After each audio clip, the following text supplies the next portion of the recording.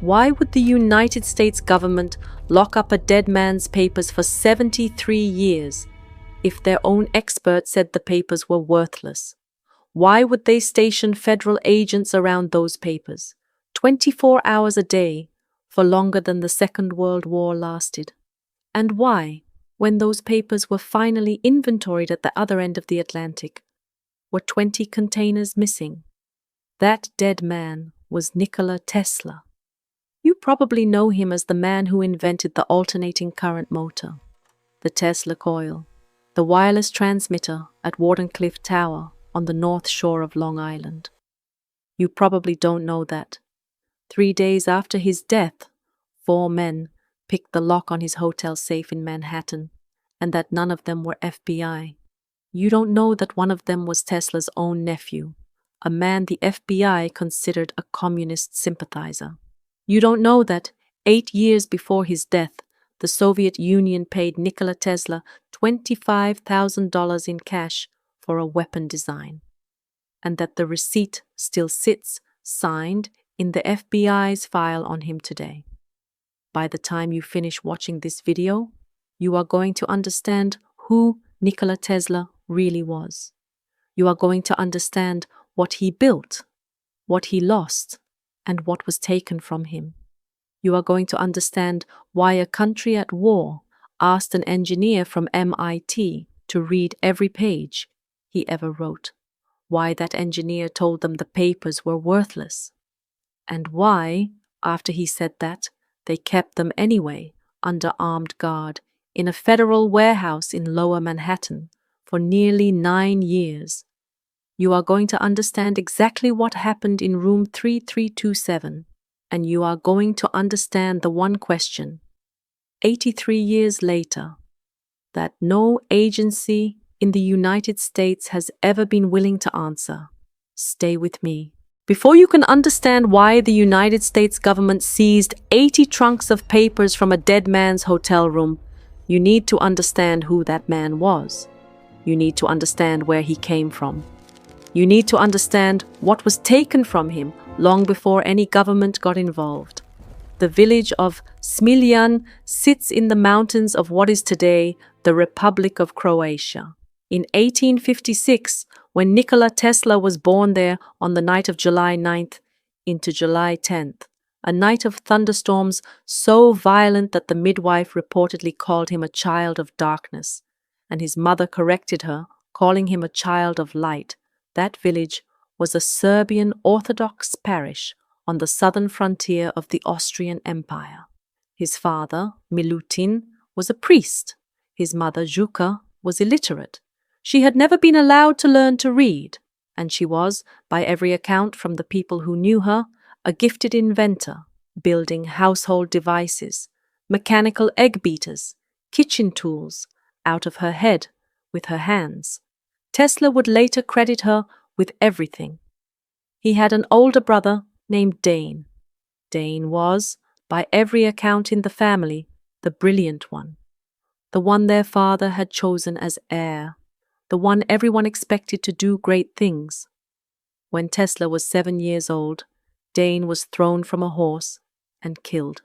Tesla, in his own writings later in life, never escaped the suspicion that he had done something to spook the horse for the rest of his life, and you are about to see this in nearly every decision he made, he tried, and failed to live up to a dead brother. His first inventions came in that same village. As a boy, he built a small water turbine out of a fork and a bobbin. He built a tiny engine powered by glued-on June bugs and watched it spin in the sun until a neighbor boy walked over, ate the bugs raw in front of him, and Tesla, by his own account in his autobiography, never touched another insect again. At 17, he nearly died of cholera. For 9 months he was bedridden. His father, who had wanted him to enter the priesthood, sat by the bed and promised, "If you live, you go to engineering school." He lived, and he began to see things, flashes of light, visions, whole scenes from his memory replaying themselves in front of his eyes with such intensity that he could not tell whether they were real. He developed an aversion to round objects. He could not look at pearls. He counted his steps. He measured his food in cubic inches before eating it. By the time he entered the Polytechnic in Graz in 1875 at the age of 19, he was, by his own description, both brilliant and broken. He completed 3 years of coursework in his first year. Then he had a nervous breakdown. His father died. His family fell into poverty. He gambled. He vanished from his studies for months at a time, walking the streets of Hungary and Slovenia and northern Italy, sleeping where he could, learning languages, because there was nothing else to do. Serbo-Croatian, German, French, Italian, Hungarian, Latin, Czech, and eventually English. 8 languages before he had ever stepped foot in America. And one afternoon in Budapest, in February of 1882, walking through the city park at sunset with a friend, Tesla stopped in the middle of a sentence and saw it. He saw, in his mind, a motor with no commutator, a motor driven by a rotating magnetic field, a motor that would, in time, become the alternating current motor that runs every appliance, every machine, every elevator, every refrigerator in the country you are sitting in right now. He drew the diagram in the dirt of the park with a stick. He was 25 years old. He had nothing, and he was about to come to America. In June of 1884, Nikola Tesla stepped off a steamship in New York Harbor. According to his own later account, he had 4 cents in his pocket, a book of his own poetry, a letter of introduction to Thomas Edison, and the rotating magnetic field of his alternating current motor inside his head. He did not yet speak English well. He had never seen an electric motor working on the scale he had imagined.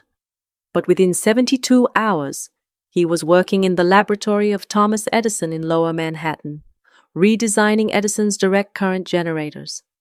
Edison promised him $50,000 to fix them. Tesla worked for months. He fixed them.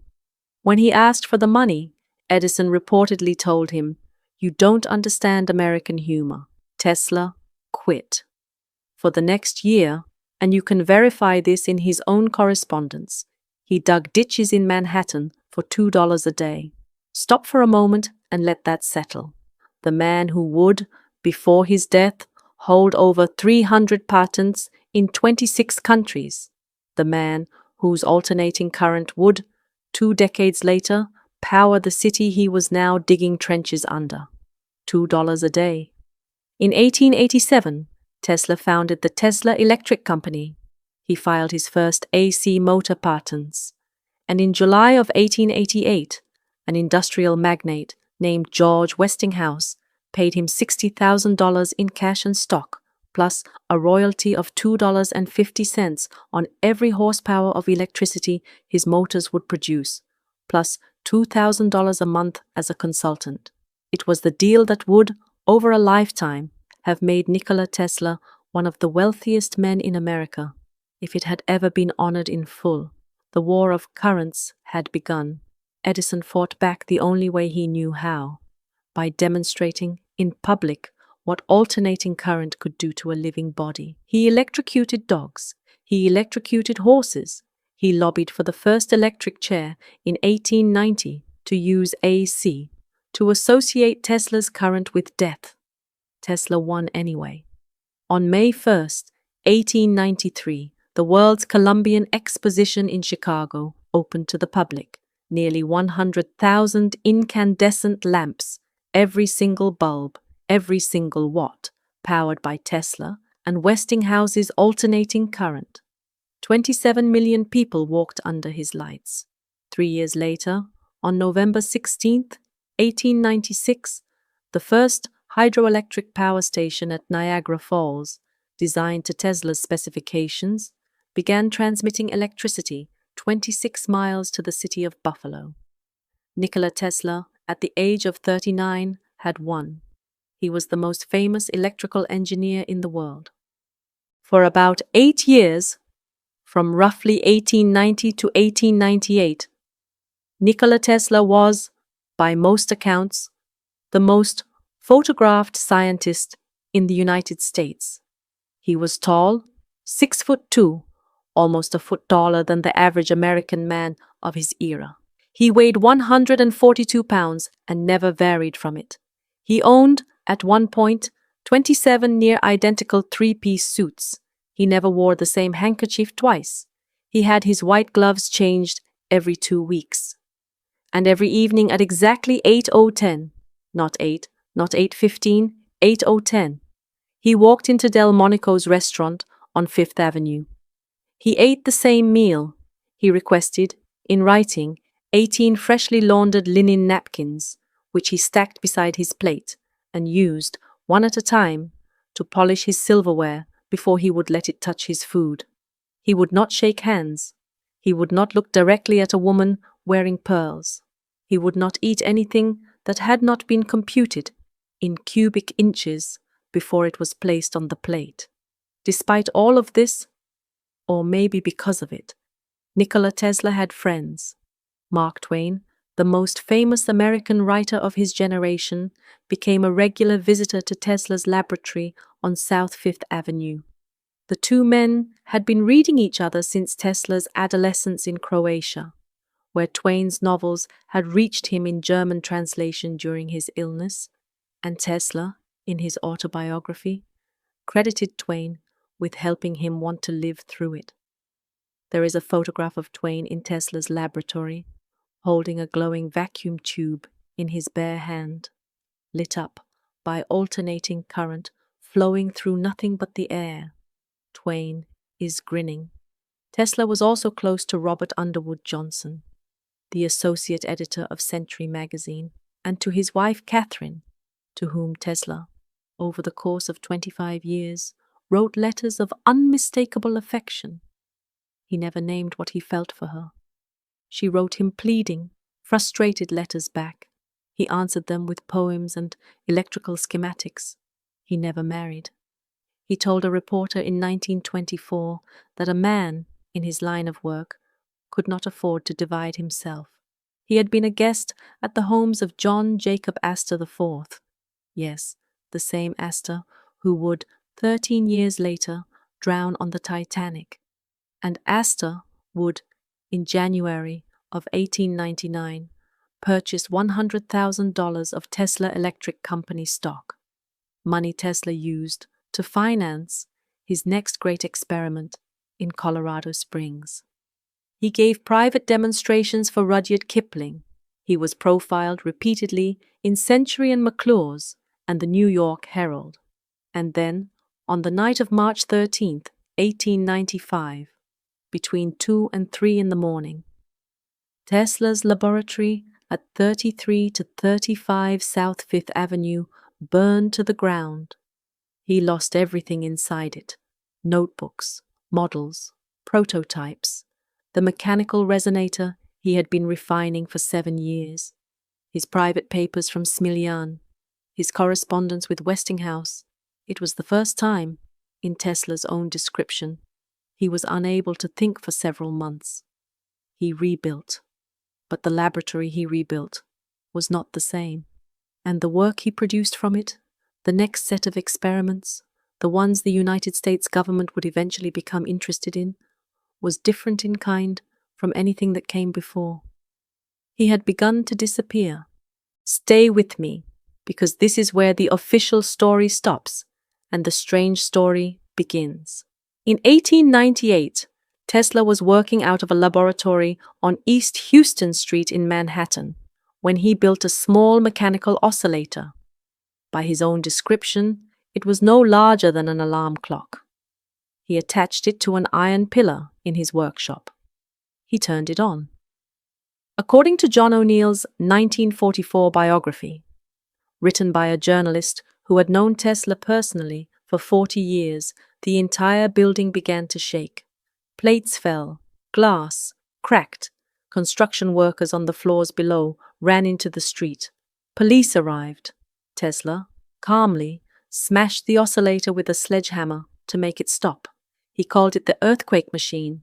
He said years later that with sufficient power and the correct resonant frequency, he could split the earth in half. You can choose to believe him. You can choose to dismiss him. But the demonstration on East Houston Street is documented by multiple eyewitnesses, including his close friend Mark Twain, who, the same year, reportedly ran out of Tesla's laboratory, laughing after accidentally standing on a vibration plate Tesla had built for medical experiments. In May of 1899, Tesla moved his entire operation to Colorado Springs. He spent the next 8 months at an altitude of 6,000 feet in a wooden laboratory packed with coils, antennas, and the largest Tesla coil he had ever constructed, capable of generating arcs of electricity up to 135 feet long. He created lightning. He claimed, in a letter to the editor of Collier's Weekly, published in 1901, that during one of his sessions in Colorado Springs, his equipment had detected rhythmic signals he believed were coming from another planet, possibly Mars. The scientific community at the time rejected the claim. The scientific community since has, very quietly, acknowledged that what Tesla likely detected was the natural radio emissions of Jupiter, a phenomenon not formally identified until 1955, more than half a century after his recording. You can decide what you think Nikola Tesla heard in that wooden laboratory in the Rocky Mountains. By 1900, Tesla had a vision larger than anything he had ever proposed. He wanted to transmit electrical power without wires across the Atlantic Ocean. He took the plan to J.P. Morgan. In March of 1901, Morgan gave him $150,000, and Tesla broke ground at Shoreham, on the north shore of Long Island, on a wireless transmission tower he would call Wardenclyffe. It was meant to be the first node of a global wireless power network, free electricity, broadcast through the ground itself to anyone with a receiver, anywhere on Earth.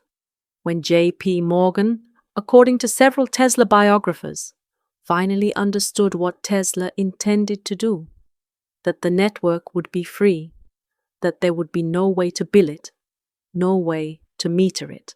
Morgan is said to have asked, "Where do we put the meter?" There is no signed memorandum recording that exact quote. But there is no further check from J.P. Morgan to Nikola Tesla either. The funding stopped. The tower never went into full operation, but it did go into partial operation on the morning of June 30th, 1908.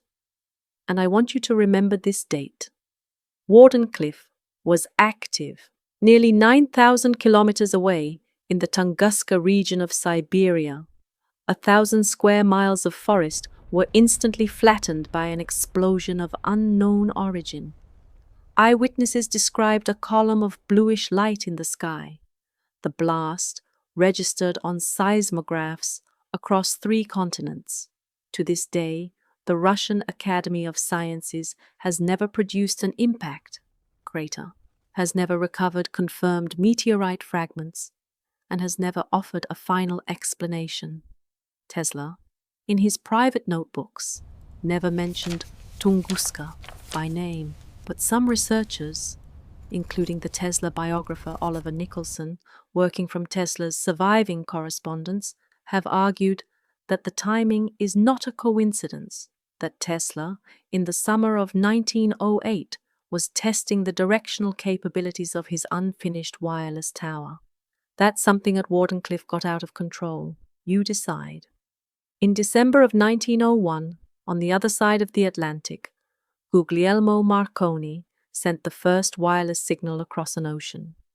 Tesla, when he was asked about it years later, said simply, "Marconi is a good fellow.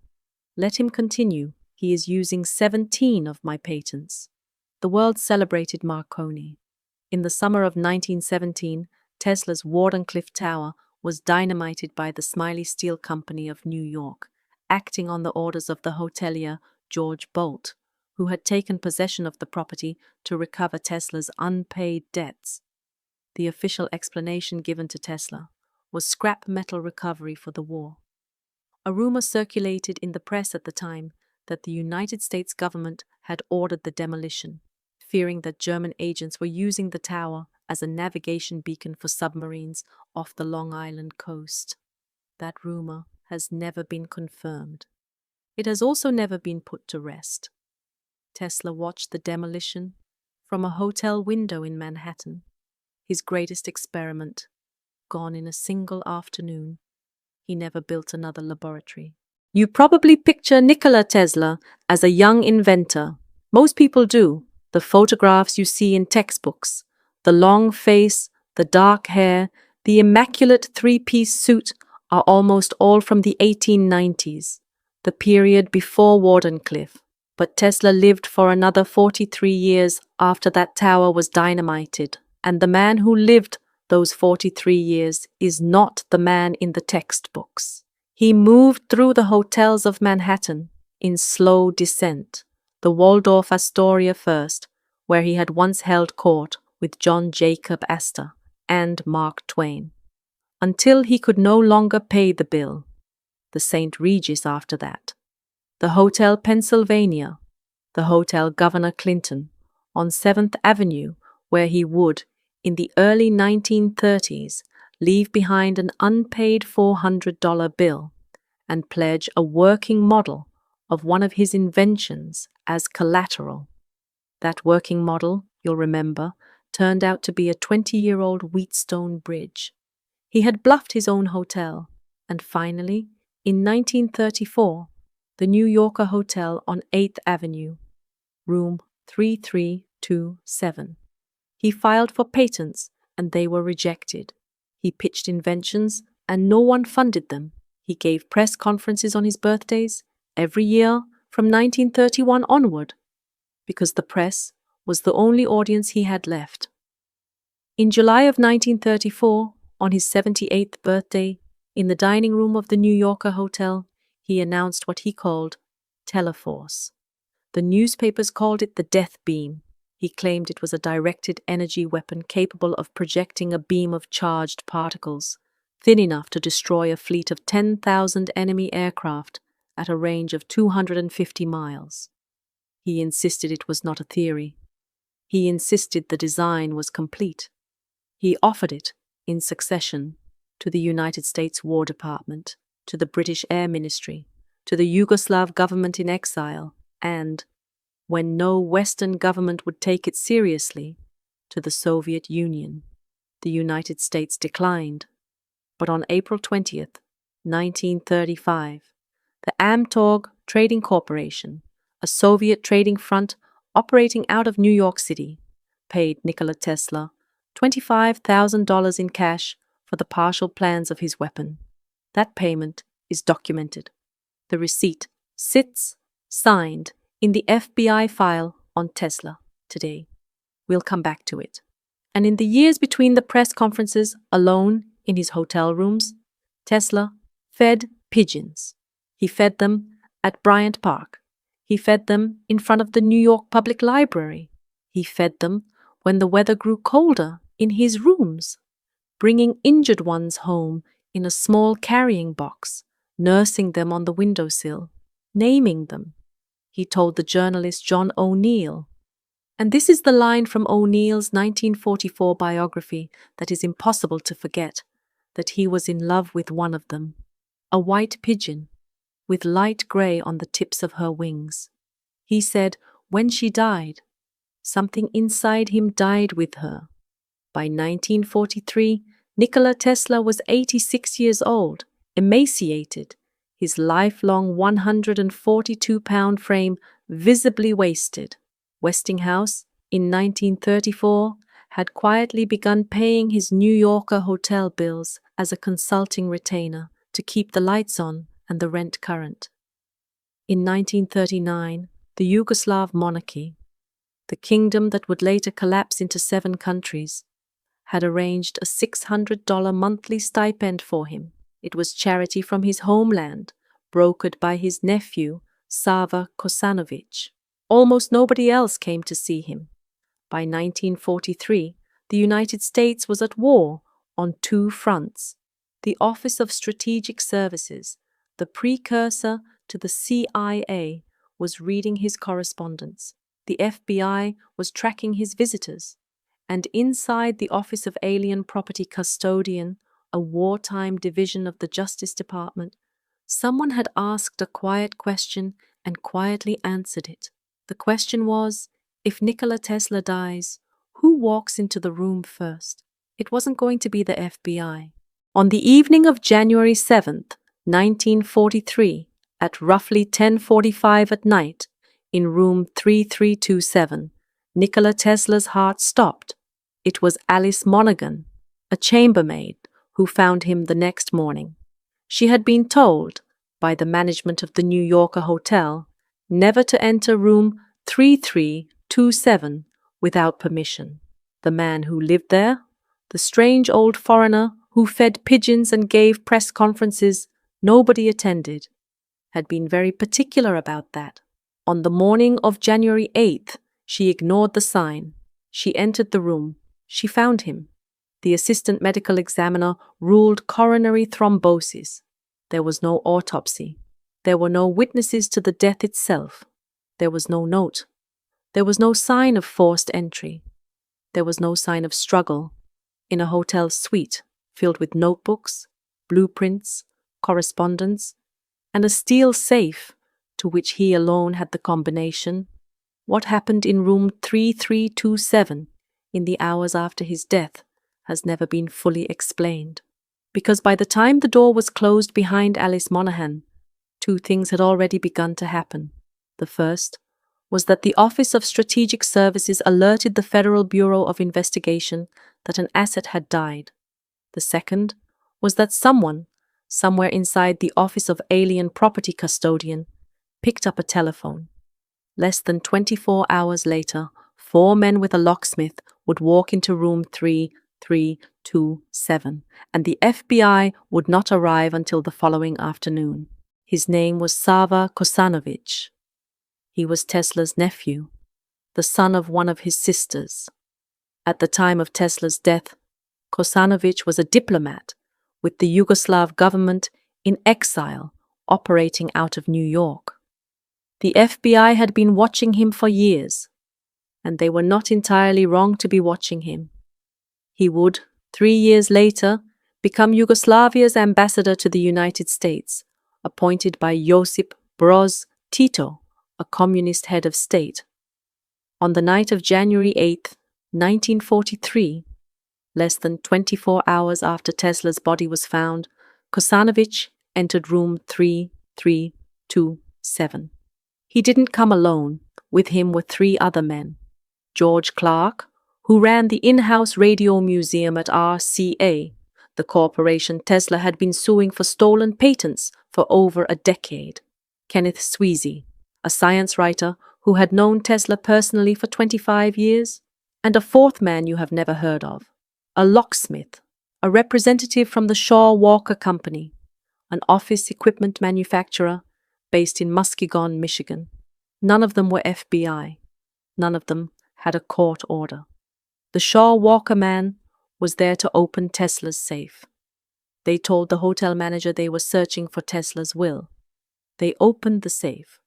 According to Kosanovich, and only Kosanovich, they removed 3 photographs and a single notebook. Then they left. There was no inventory taken before they arrived. There was no inventory taken after they left. There was only the word of a man the FBI considered a communist sympathizer, breaking into a dead man's safe at night, in the middle of a world war, with a professional safecracker. Ask yourself this. If your uncle had just died, and your uncle had spent the last decade of his life trying to sell a directed energy weapon to 4 different governments, including the one back home, what would be the first thing you would take from his safe? When the FBI learned what had happened, the response was immediate. The next afternoon, Saturday, January 9th, 2 government agents walked into the New Yorker hotel. and demanded entry to room 3327. Their names were Walter Gorsuch and Fitzgerald, and what they did next is the part the FBI doesn't like to talk about. Walter Gorsuch was the New York City representative of the Office of Alien Property Custodian. His agency had been established under the Trading with the Enemy Act of 1917. Its job was to seize the assets of foreign nationals considered a wartime threat to the United States. Nikola Tesla was not a foreign national. He had been an American citizen for 52 years. The Office of Alien Property had no legal jurisdiction over him. It seized his estate anyway. Gorsuch and Fitzgerald entered room 3327 on the afternoon of January 9th. They sealed it. They posted guards at the door.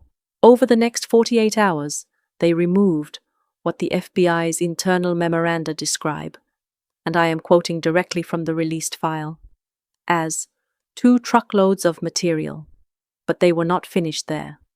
They moved next to the Hotel Governor Clinton, 3 blocks south and 1 avenue over, at the corner of 7th Avenue and 31st Street, where Tesla had kept his bluffed safe deposit since 1932. The agents opened the box. It did not explode. Inside, the 20-year-old Wheatstone Bridge. By the time the seizure was complete, the inventory across multiple Manhattan storage locations totaled approximately 80 trunks. 80 trunks of personal correspondence, notebooks, blueprints, schematics, photographs, and what the FBI itself described in its own internal language as, quote, certain particle projection apparatus. The papers were trucked under armed guard to a warehouse in Lower Manhattan. And then something happened that the United States Navy has never officially confirmed and never officially denied. In October of 1943, 9 months after Tesla's papers were seized, eyewitnesses at the Philadelphia Naval Shipyard would later claim that the destroyer escort USS Eldridge had briefly vanished from visible sight, an alleged experiment in electromagnetic camouflage based on theoretical work going back to Tesla and Albert Einstein. The Navy denies it ever happened. The Navy has also never released the complete deck logs of the USS Eldridge for October 1943. Make of that what you will, what you can verify, what is on paper, signed in the FBI vault today, is that in the weeks following the Tesla seizure, the United States government called an electrical engineer at the Massachusetts Institute of Technology and asked him to read every page they had taken. His name was John George Trump, and what he wrote down and what he didn't is the most important contradiction in this entire story. John Trump was 35 years old in 1943. He was a technical aide to the National Defense Research Committee. He was also, although the Office of Alien Property had no reason to record it, the paternal uncle of a man who would, in 2016, be elected the 45th President of the United States. His nephew's name was Donald. You can decide for yourself whether that detail matters. For 3 days in late January of 1943, John Trump sat in a guarded warehouse in Lower Manhattan and read the lifetime work of Nikola Tesla. When he was done, he wrote a memorandum.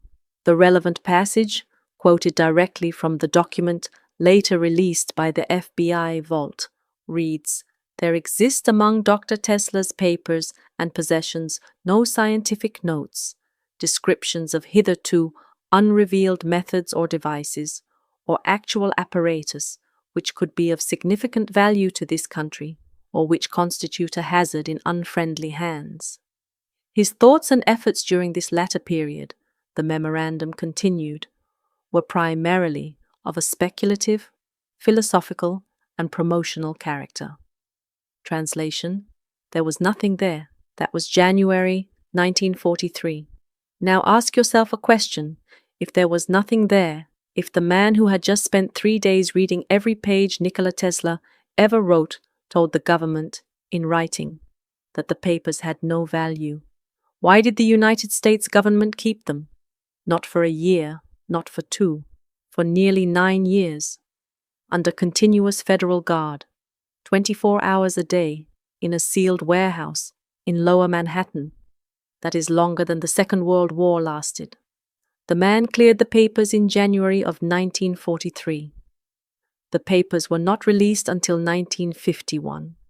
Almost 9 years of federal storage, paid for by American taxpayers. For documents, the Office of Alien Property had been told, on paper, by an MIT engineer it had hired itself, were worthless. Why? For now, the United States government has never answered that question. The release came in 1951. A New York court ruled that Sava Kosanovich, the same man who had picked the lock on Tesla's safe 9 years earlier, was Tesla's sole legal heir. The Office of Alien Property handed over the cash it had been guarding since the war. Kosanovich had, by then, already been confirmed as Yugoslavia's ambassador to the United States. He would never publicly speak about what was inside those crates. The crates were loaded onto a steamship called the Serbia. In September of 1951, the Serbia docked at the port of Rijeka, in what is now Croatia. From there, the estate traveled by rail to Belgrade, the capital of what is today the Republic of Serbia, where it was inventoried in a villa that would, on December 5th, 1952, be formally founded as the Nikola Tesla Museum. The museum opened to the public on October 20th, 1955. According to the Tesla Museum's own published records, the number of packages that arrived in Belgrade was 60. According to the FBI's own internal inventory, the number of trunks seized in Manhattan was approximately 80. 60 arrived. 80 left. The discrepancy is 20 containers, 20 crates of notebooks, blueprints, photographs, lectures, and correspondence belonging to Nikola Tesla, accounted for at one end of the Atlantic, missing at the other. The Yugoslav government did not lose them. The shipping company did not lose them. They are not on the manifest of the Serbia. They were never put on the ship. Where they went and what was in them, the United States government has never explained. But there are those who have an opinion. In researcher circles for over 4 decades, there have been allegations that the missing 20 crates of Tesla papers were transferred, under an alleged code name Project Nick, to Wright-Patterson Air Force Base in Dayton, Ohio, the same facility where, according to other allegations, the United States Air Force was studying recovered foreign technologies. The United States Air Force has never confirmed Project Nick existed. The United States Air Force has also never denied it. The Office of Alien Property was dissolved in 1966. Walter Gorsuch's personal papers do not survive him. The Fitzgerald who walked into room 3327 beside him, not the young Army engineer Blois Fitzgerald named elsewhere in the file, a different man, has no first name in any declassified document. And the FBI's complete file on Nikola Tesla remained sealed until 2016. On September 21st, 2016, after years of Freedom of Information Act pressure, the FBI released approximately 250 pages of its Nikola Tesla file. In March of 2018, it released 64 more. The Emptied payment receipt is in there. The surveillance memoranda on Sava Kosanovich are in there. The internal FBI debate over whether to arrest him is in there. John Trump's memorandum in full is in there. What is not in there, what has never been in there, is any explanation of why a country that had been told the papers were worthless treated them as if they were not. And there is something else you should know. 5 months after Nikola Tesla died, 5 months after his papers were seized, 5 months after John Trump read them and said there was nothing there. The United States Supreme Court quietly ruled in Marconi Wireless Telegraph Company versus United States that the foundational radio patents in this country had been Nikola Tesla's all along, predating Marconi's by years. Tesla had been right. He had been right since 1897. He had been right while he dug ditches for $2 a day. He had been right while J.P. Morgan walked away from Wardenclyffe. He had been right while Marconi collected the Nobel Prize in 1909 for radio. He had died, never knowing. There is also no autopsy of Nikola Tesla. Some Tesla biographers, including Margaret Storm in 1959 and more recently Mark Cypher, have raised the possibility that an 86-year-old man with documented heart problems may not have died entirely on schedule, that the 4 men with the safecracker were waiting for a specific moment, that the Do Not Disturb sign was perhaps more useful to certain other people than it was to Tesla himself.